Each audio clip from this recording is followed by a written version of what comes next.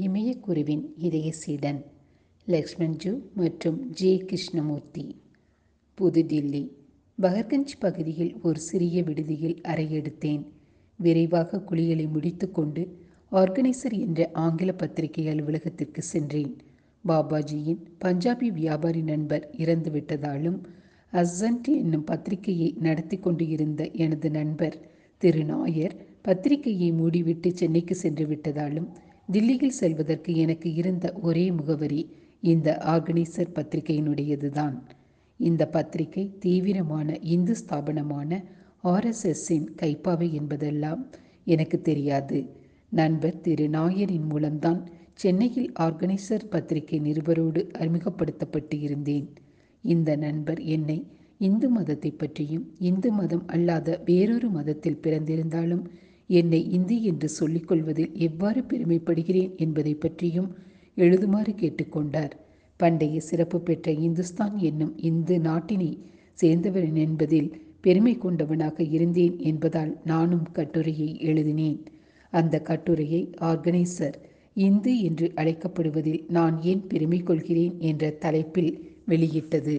அதன் பின்னர் இந்து தத்துவங்கள் பற்றியும் இந்து மதத்தினை பற்றியும் பல கட்டுரைகள் எழுதினேன். அதனால் ஆர்கனைசரின் பதிப்பாசிரியராக இருந்த காலம் சென்ற திரு K.R. மல்கானி அவர்களுடன் பரிச்சயம் ஏற்பட்டது. நான் எப்போதாவது தில்லிக்கு வந்தால் அவரை பார்க்க வேண்டும் என்று சொல்லியிருந்தார். மல்கானியை சந்தித்தேன். மேற்கத்திய முறையில் ஆடை அணிந்திருந்தார். RSS இயக்கம் முஸ்லிம்களுக்கும் கிறிஸ்துவர்களுக்கும் எதிரானது. ஆனால் மல்கானியோ வித்தியாசமானவராக, எந்த பக்கமும் சாயாதவராக, நேர் வழியில் செல்பவராக இருந்தார். அவர்தான் என்னை RSS இயக்கத்தை சார்ந்தவரான நானாஜி தேஷ்முக் அவர்களிடம் தனிப்பட்ட முறையில் கூட்டிச் சென்று அறிமுகப்படுத்தி வைத்தார். உதவி ஆசிரியரான பாலசங்கரிடமும் அவரும் கேரளாதான் அறிமுகப்படுத்தி வைத்தார். பாலசங்கர் எனக்கு தில்லியில் தங்குமிடம் ஏற்படுத்தி கொடுத்தார். கேரளாவில் இருந்து வந்தவர்களான RSS தொண்டர்கள் கொண்ட ஒரு சிறு குழுவுடன் சேர்ந்து தங்க வேண்டியிருந்தது. இங்குதான் முதலாக RSSஇன் சித்தாந்தங்களையும் அவர்கள் பணி செய்யும் விதயத்தையும் தெரிந்து கொண்டேன். மிக சிறந்த தொடர்பு பிரிவுகளை அவர்கள் உருவாக்கி இருந்தார்கள். கொஞ்சமும் நினைத்து பார்த்திருக்க முடியாத இடத்திலும் கூட RSS மனிதர்கள் இருந்தனர். என்னுடன் தங்கியிருந்த RSS இளைஞன் ஒருவன் பின்னால் உள்துறை அமைச்சகத்தில் அதிகாரியாக பணியேற்று பிரதமர் நரசிம்மராவ் அவர்கள் எனது பகவத்கீதை ஒளிப்பதிவு நாடாவை கேட்டுக்கொண்டு இருந்ததாக எழுதியிருந்தான். அதே போல பத்திரிகைத்துறை, நீதித்துறை, பாதுகாப்புத்துறை என எல்லா அலுவலகங்களிலும் RSS உறுப்பினர்களோ அவர்களின் ஆதரவாளர்களோ இருந்தனர். அவர்களுடைய கோட்பாடுகளை பற்றி என்னதான் ஒருவர் சொன்னாலும் நான் பார்த்தவரை அவர்கள் எல்லாம் கடுமையாக உழைப்பவர்களாகவும் முழுக்க ஒழுக்கம் நிறைந்தவர்களாகவும் இருந்தனர். நான் எழுதியவற்றில் சில பகுதிகளை படித்த நானாஜி தேஷ்முக் அவர்களுக்கு என்னை மிகவும் பிடித்துவிட்டது. நானாஜி அவர்கள் தீனதயாள் ஆராய்ச்சி நிலையம் என்று ஒரு நிறுவனத்துக்கு தலைவராக இருந்தார். அந்த நிறுவனத்தின் இயக்குனர் தேவேந்திர ஸ்வரூப் அகர்வால் அவர்களை சந்திக்கும்படி என்னை கேட்டுக்கொண்டார். அவர் 3 மாதத்திற்கு ஒரு முறை வெளியாகும் மன்தான் என்ற பத்திரிகையின் ஆசிரியரும் ஆவார். மேலும் தேவேந்திர ஸ்வரூப் அகர்வால் TAV கல்லூரியில் சரித்திரத்துறை பேராசிரியராகவும் பணியாற்றி வந்தார். அகர்வாலை சந்தித்து பேசினேன். மன்தான் பத்திரிகையில் ஆங்கில பதிப்பில் உதவி செய்ய பணி நியமனம் செய்யப்பட்டேன். தீனதயாள் ஆராய்ச்சி நிலையத்தின் தலைமையகத்தில் மன்தான் இந்தி மொழி பதிப்பாசிரியர் திரு சந்திரகாந்த் அவர்களின் அலுவலக அறையிலேயே எனக்கும் இடம் ஒதுக்கப்பட்டு இருந்தது. அவர் பெரும்பாலும் அலுவலகத்திற்கு வராததால் அறை முழுவதையும் நானே உபயோகித்து வந்தேன். அங்கே நிறைய புத்தகங்கள் இருந்தன. எப்போது வேண்டுமென்றாலும் தேநீர் கிடைத்தது. ஓர் இளைஞனுக்கு படிப்பதற்கும் சிந்திப்பதற்கும் எழுதுவதற்கும் உதவும் வசீகரமான விஷயங்களாக அவை இருந்தன. தேவேந்தர்ஜியும் நானும் நானாஜி இருந்த 4வது மாடியில்தான் உணவு உண்டோம். அவர் ஊரில் இருந்தால் அவரும் எங்களுடன் உண்பார். உணவின் போது பேசிய பேச்சுவார்த்தைகள் தகவல்கள் நிறைந்ததாக இருந்தன. நானாஜி தேஷ்முக் அனுபவமிக்க துணிச்சல்மிக்க RSSகாரராக இருந்தார். அவர் பல ஆண்டுகளாக RSSஇன் அரசியல் முகமான ஜனசங்கத்தின் நாடாளுமன்ற அங்கத்தினராக தேர்ந்து எடுக்கப்பட்டு கொண்டு இருந்தார். இவர்தான் பிரதம மந்திரி இந்திரா காந்தியின் சர்வாதிகாரத்தையும் எமர்ஜென்சியையும் எதிர்த்து பொது உடைமையை கொண்டு வர புரட்சி செய்த ஜெயப்பிரகாஷ் நாராயணனை அரசியலுக்கு கொண்டு வந்தவர். இதன் விளைவாக இந்திரா காந்தியின் அரசாங்கம் கவிழ்ந்தது. பொது தேர்தல் அறிவிக்கப்பட்டது. பல வலதுசாரிகளையும் பொது உடைமைவாதிகளையும் இணைத்து கட்சிகளிடையே அதுவரை அமைந்திராத அளவு ஓர் இணைப்பு ஏற்படுத்தி ஜனதா கட்சி அரசாங்கம் அமைத்தது. கட்சியின் பொதுச் செயலாளராக நானாஜி இருந்தார். ஜனசங்க அரசாங்கம் ஏறத்தாழ 2 அல்லது 3 ஆண்டுகள் ஆட்சியில் இருந்தது. உட்கட்சி பூசலும் சிலரது பதவி பேராசைகளும் இந்த புதுமையான முயற்சிக்கு முற்றுப்புள்ளி வைத்தன. நானாஜி கட்சியில் இருந்து ராஜினாமா செய்தார். அரசியலில் இருந்து ஓய்வு பெற்றார். பொது உடைமை பணிகளுக்காக உழைத்து அந்த துறையில் பல அற்புதங்களை செய்தார். இதர சாதாரண அரசியல்வாதிகளிடமிருந்து இவர் வித்தியாசமானவராக இருந்தார். தான் செய்த தவறுகளை ஒப்புக்கொண்டதோடு தான் எதிர்த்த இந்திரா காந்தியிடம் பகைமையை காண்பிக்கவில்லை. இந்திரா காந்தி பெருமைக்குரிய தலைவி என்றும் அவரை சுற்றி இருந்த ஓர் அதிகார மையம் அவரை தவறான பாதைக்கு கொண்டு சென்று எமர்ஜென்சியை பிரகடனப்படுத்தி வைத்துவிட்டது என்றும் ஒரு முறை அவர் என்னிடம் கூறியிருக்கின்றார். நானாஜியோடு பணி செய்து அவருடன் பயணம் செய்ததால் பலவித அரசியல்வாதிகளுடனும் பொது உடைமைவாதிகளுடனும் அரசின் உயர்மட்டத்தில் இருந்த பல மனிதர்களுடனும் இதுவரை இருந்திராத தொடர்புகள் ஏற்பட்டன. RSS தலைவர்களான பாலா சாஹேப் தியோராஸ், திரு சுதர்ஷனன் போன்றவர்களுடன், பொது உடைமைவாதிகளான ஜார்ஜ் பெர்னாண்டஸ் மற்றும் இதர பேர்களுடனும் என்னால் ஒத்த உணர்ச்சியோடு நடந்து கொள்ள முடிந்தது. 1 வருடத்திற்குள்ளாக நான் மன்தான் ஆங்கிலேய பதிப்பிற்கு இணை ஆசிரியராக நியமனம் செய்யப்பட்டேன். அரசியல் மற்றும் மதங்களை பற்றி எழுதுவதற்காகவும் புத்தகங்களை விமர்சனம் செய்வதற்காகவும் பத்திரிகைக்காக சில எழில் அமைப்புகளை பற்றி விவாதிப்பதற்காகவும் நிறைய படித்தேன். பண்டைய ஞாபக சின்னங்கள் இருந்த இடங்களுக்கும் ஆக்ரா, ஃபதேபூர் சிக்ரி போன்ற சரித்திர முக்கியத்துவம் வாய்ந்த இடங்களுக்கும் போய் வந்தேன். தில்லிக்கு அருகில் இருந்த ஹரித்வார், ரிஷிகேஷ், மதுரா, பிருந்தாவன் போன்ற இடங்களுக்கும் பயணம் செய்தேன். ஹரித்வாரிலும் ரிஷிகேஷிலும் எங்கெங்கு பாபாஜி வருகை தருவாரோ அங்கெல்லாம் சென்று தேடியும் பாபாஜியை காண முடியவில்லை. அதனால் நானும் அதிகமாக பாதிக்கப்படவில்லை. அவரை நம்பியே இருக்காமல் என் சொந்த கால்களில் நிற்க வேண்டும் என்றுதான் பாபாஜியும் விரும்பினார். நானும் அதைத்தான் செய்து கொண்டு இருந்தேன். என்னை சுதந்திர மனிதனாக ஆக்கியதற்கும் எனக்கு தியானத்தை கொடையாக அள்ளி கொடுத்ததற்காகவும் அவருக்கு என்றென்றும் நன்றி உள்ளவனாக இருக்கின்றேன். நான் எப்போதும் எந்த தடங்களும் இல்லாமல் கண்களை திறந்து வைத்துக்கொண்டோ அல்லது மூடிக்கொண்டோ தியானத்தை செய்து கொண்டேதான் இருந்தேன். ஒவ்வொரு நாளும் விடியற்காலையில் தியானத்தில் அமர்ந்து எனது விழிப்புணர்வின் மீது தனிப்பட்ட கவனம் செலுத்தி வந்தேன். வாழ்க்கை பெருமைக்கு உரியதாக இருந்தது. பிழைப்புக்காக பணி செய்து கொண்டும் அதே சமயம் உள்புறத்தில் ஆனந்த ஆன்மீக இன்பத்தில் அமிழ்ந்தும் வாழ்ந்து வந்தேன். கொஞ்ச நாட்கள் ஆயின. குறுகிய வட்டத்தை மட்டுமே அடைந்த ஆராய்ச்சி பத்திரிகையில் பணியாற்றுவதை மூச்சடைப்பாக உணர்ந்தேன். உண்மையான பத்திரிகையாளனாக பணியாற்ற விரும்பினேன். இந்திய சர்வதேச மையத்தில் கூட்டப்பட்ட ஒரு கூட்டத்தில் நியூ வேவ் என்ற விஷயங்கள் நிறைந்த ஆனால் சுருக்கமான பத்திரிகையை மக்களின் ரசனைக்கு ஏற்ப நடத்தி வந்த திரு கணேஷ் சுக்லா என்பவரை சந்தித்தேன். அந்த பத்திரிகையை படித்திருக்கின்றேன். அது கொஞ்சம் இடதுசாரியின் பக்கம் இருப்பது போல தோன்றிய போதிலும் அதனுள்ளே அடங்கியிருந்த பொருள்களையும் அதன் நேர்த்தியையும் ரசித்தேன். நியூ வேவ் பத்திரிகையில் பணியாற்ற வேண்டுமென்ற எனது விருப்பத்தை கூறிய போது சுக்லா உடனே சம்மதித்தார். அடுத்த நாளே மன்தான் பத்திரிகையிலிருந்து ராஜினாமா செய்து புதிய அலைகள் என பொருள்படும் நியூ வேவ் பத்திரிகையில் சேர்ந்தேன். எனது பழைய பதிப்பாளர் கவலைப்பட்டார். ஆனால் நானாஜி எதற்கு நான் மாற்றத்தை விரும்பினேன் என்பதை புரிந்து கொண்டார். நியூ வேவ் பத்திரிகையில் நிருபராக பணியாற்றிய போது 2 முக்கியமான சம்பவங்கள் நடந்தன. இரண்டுமே எனது ஆன்மீக வாழ்க்கையோடு தொடர்பு கொண்டவை. ஒன்று, காஷ்மீருக்கு சென்று காஷ்மீரி சைவ சமயத்தில் பெரும் ஆசானான சுவாமி லக்ஷ்மண்ஜூ அவர்களை சந்தித்தது. அடுத்தது, ஜே கிருஷ்ணமூர்த்தியை தில்லியில் அரசியலமைப்பு சங்கத்தில் சிறிது நேரம் சந்தித்தது.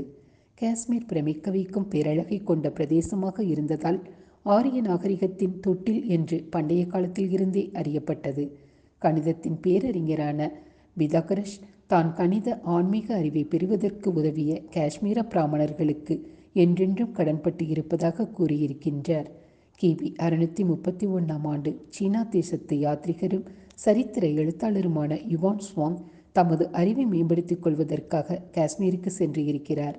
அவர் காஷ்மீர பண்டிதர்களை அவர்களது கல்வி அறிவிற்காகவும் மிகுந்த புலமைக்காகவும் மிகவும் பாராட்டியிருக்கின்றார்.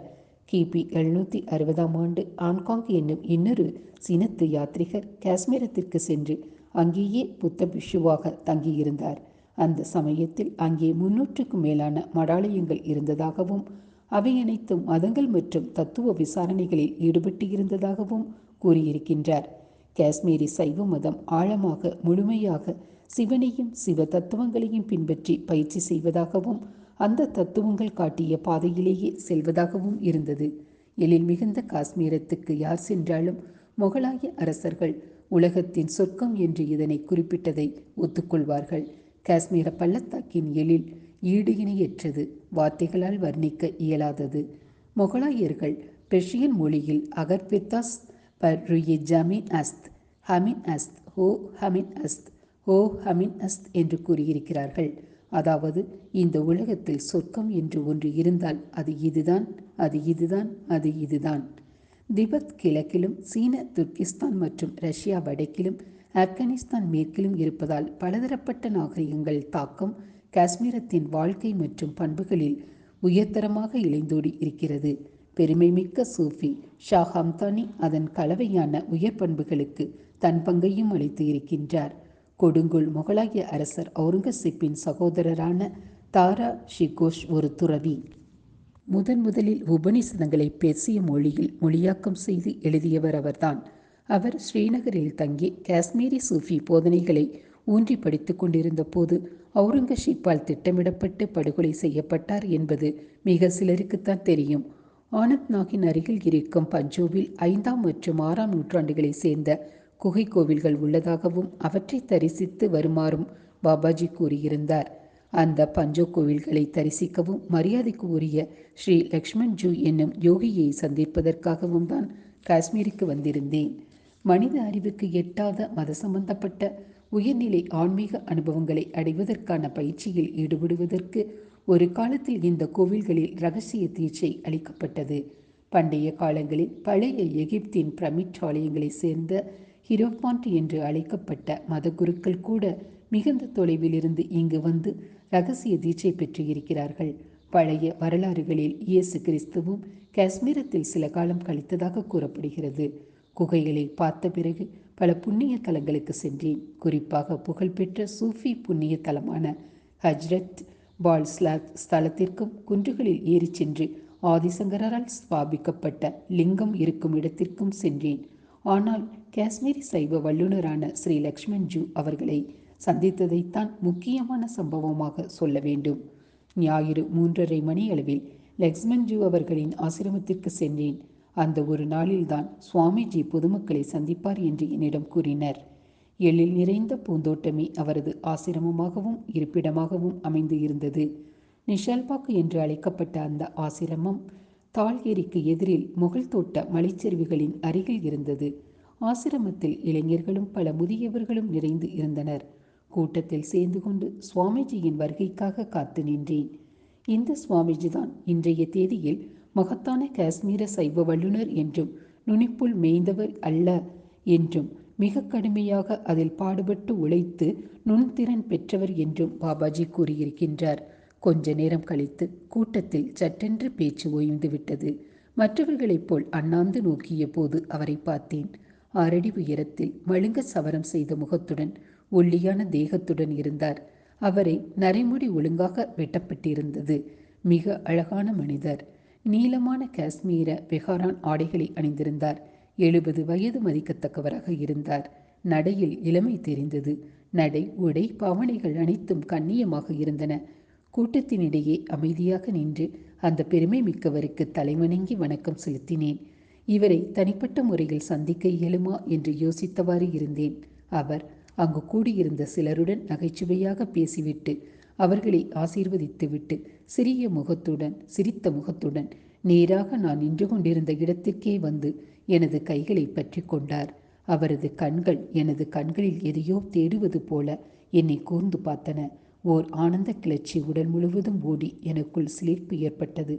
கூடியிருந்த மக்களுக்கு ஆச்சரியம் ஏற்படும் வகையில் எனது கைகளை இன்னமும் பற்றியபடி வா நாம் போகலாம் என்று கட்டிடத்தினுள்ளே இருந்த தியான கூடத்திற்கு அழைத்துச் சென்றார்.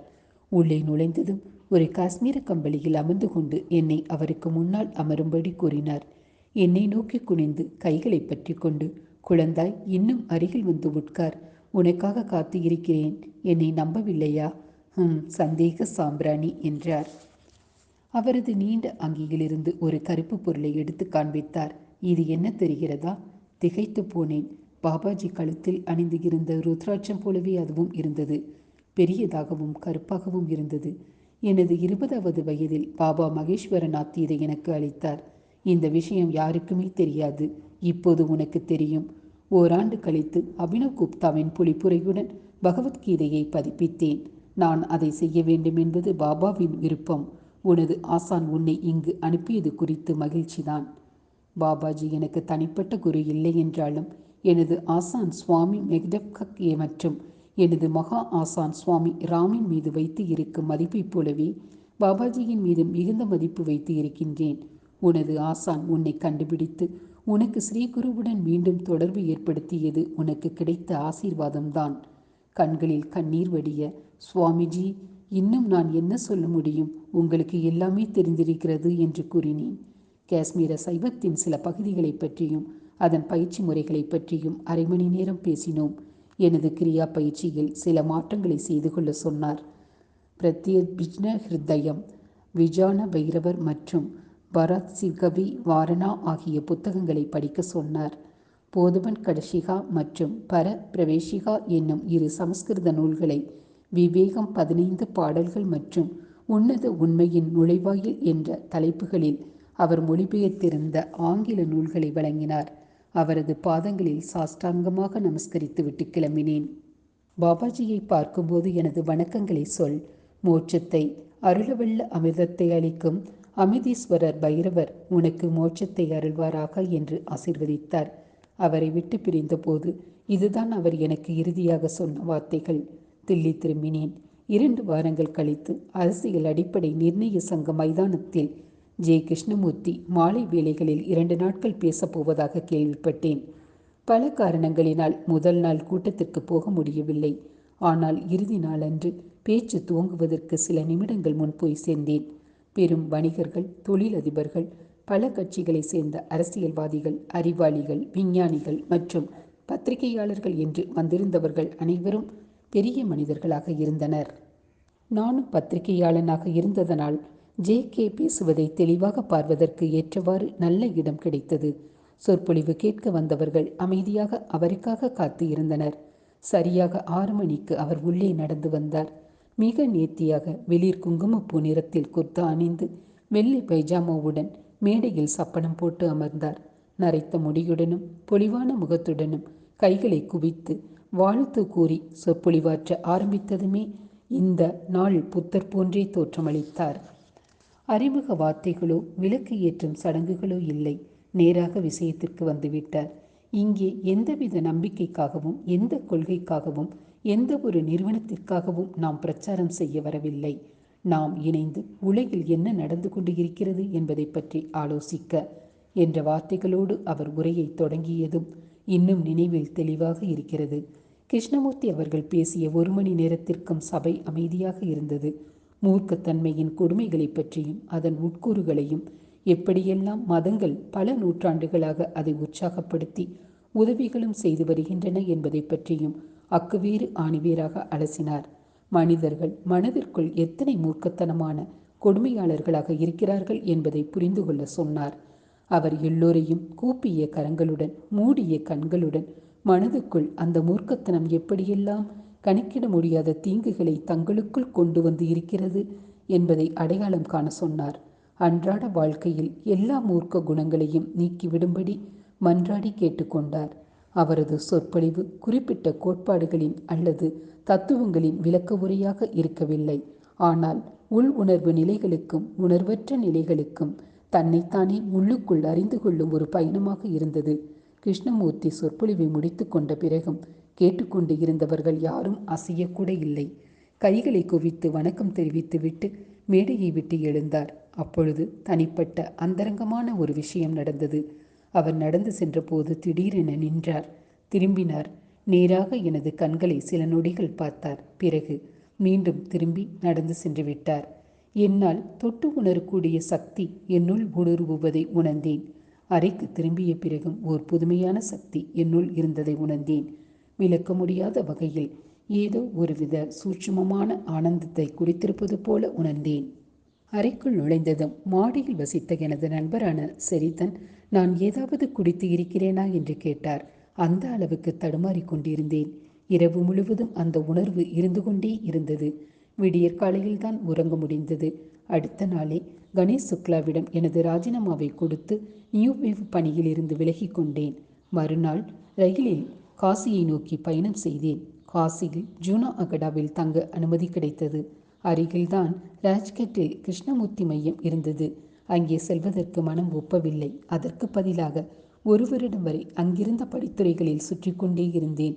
அவ்வப்பொழுது காசி விஸ்வநாதரின் கோவிலுக்கும் சென்று கொண்டு எந்த கட்டுப்பாடும் இல்லாத முழுமையான சுதந்திரத்துடன் மிக்க சந்தோஷத்தில் மிதந்து கொண்டிருந்தேன்.